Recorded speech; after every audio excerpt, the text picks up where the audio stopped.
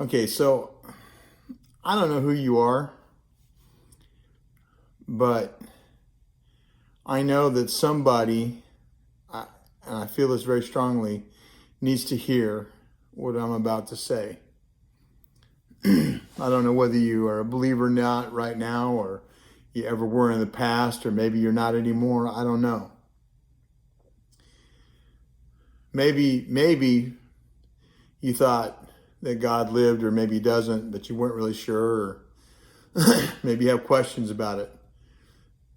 Maybe you've ever run across someone and you've told them that about some challenge that you're going on in your life, and that person said to you, "I'm going to pray for you. Me and my family are going to pray for you." And you may have thought to yourself, "Well, isn't that nice? Maybe they're just saying that because the pastor told them to, or it's just their gesture. It's who they are. It's what they say." And you may have thought that maybe they're not so sincere. They're just saying it because they want to make you feel good about their conversation or the interaction you had with them. What I'm going to tell you isn't about trying to impress you, but to impress upon you the power of prayer and the value of it and what it can do for you. On the 12th of October, I got a phone call from a detective who told me that my brother had passed away. Big deal because, he and I were very, very close. He and we were just close. We always were.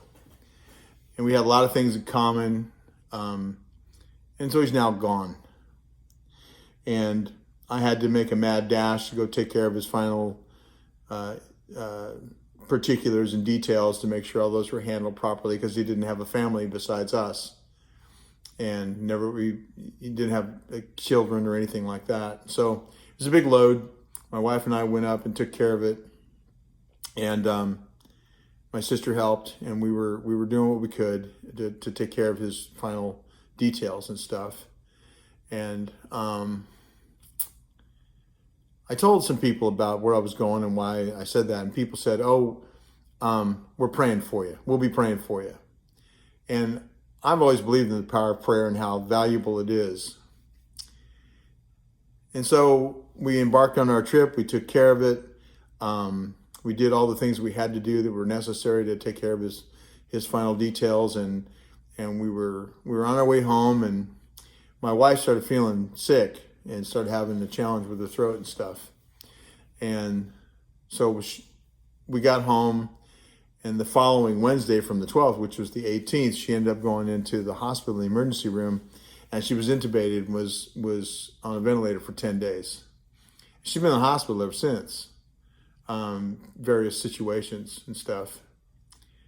All the while, as many of you may or may not know, I'm dealing with my particular illness that's been with me for some time, and I've been dealing with the challenges of it for the last 9 or 10 months.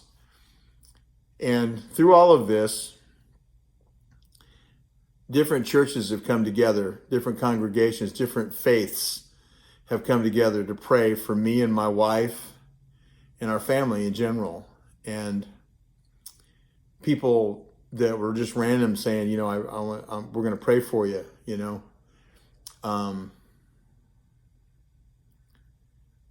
I can tell you, and I testify to you, that those conversations on the part of those people to our Heavenly Father on our behalf, I have felt every single one of them, and the strength that's come from that collective body of individuals who've been praying for the same thing, me and my wife, over the course of the last 4 weeks or so.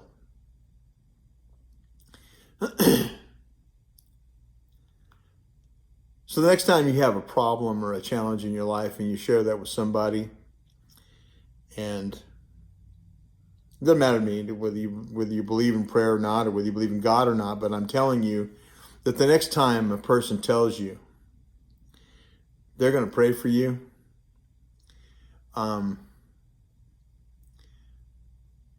reflect for a moment and think that maybe they really are sincere, because I'm telling you that I know that thousands of people have been praying for me and my wife, from all walks of life, different races, different religious beliefs, different faiths than ours. And the one common denominator is their faith that prayer to our Father in heaven to bless the lives of another human being going through strife works. I felt impressed this evening that I felt like I needed to sit down and take a moment and tell you this. You can take this 5 or 6 minutes and you can blow it off. You can look at the video and you can pretend that it never happened. But I want you to know that prayer works. That irregardless of the outcomes, the burdens that fall upon a person can be lifted up and made lighter when other people are praying for them. And that when you focus your attention on another person, your problems become smaller, irregardless of how big they are. So like I said, the next time you have a problem and you talk to somebody and you tell them what you're going through and they say, I'm going to pray for you, say thank you. Because more likely than not, they mean it and they're sincere. Have a great evening, and you can trash this video. You can pretend it doesn't exist. It doesn't matter to me, but there's somebody who needs to hear what I'm saying right now. There's somebody out there in my friends list, or maybe even in your friends list, that needs to hear what I'm saying. I don't know who they are, but I felt impressed that there's someone out there who needs to hear what I'm saying. And everybody else who doesn't think that, that's fine with me. I don't really care. But I felt impressed by my Father in heaven that I needed to testify about this, because it's that important. It's that crucial. It's that valuable.